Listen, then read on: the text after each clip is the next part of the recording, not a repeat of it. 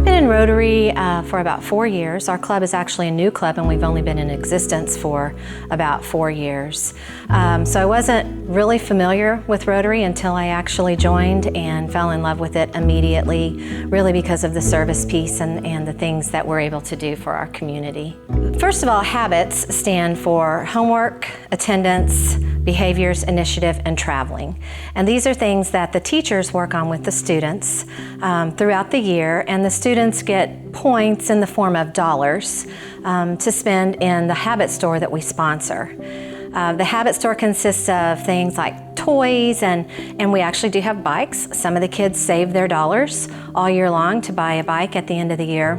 We have snacks every single time, lots of snacks, and every single time they're gone.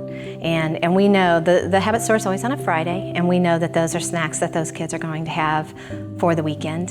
And we try to do healthy snacks, applesauce, granola bars, some of those things, not much candy. So we know they're not selecting these things just because they see, oh, a candy bar I really like or something. They're selecting these things because they don't have snacks at home. And unfortunately, it could be a meal for them. So it is a very rewarding / emotional experience. The Victim Center, our main focus is to provide counseling service for victims of violent crime or of a violent crime at no charge to that victim.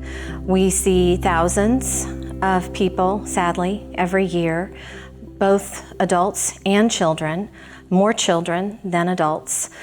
We did participate in Day of Caring one year with our associates from Great Southern Bank. We went there and we painted and cleaned, and there was just something about the people there and something about what it stood for that made me want to get involved. And so I said, could I volunteer here? Do you need help with something? Not even knowing what that would be. And eventually that turned into being an advocate for the Victim Center, and there are over 60 advocates. We volunteer a couple of times a month.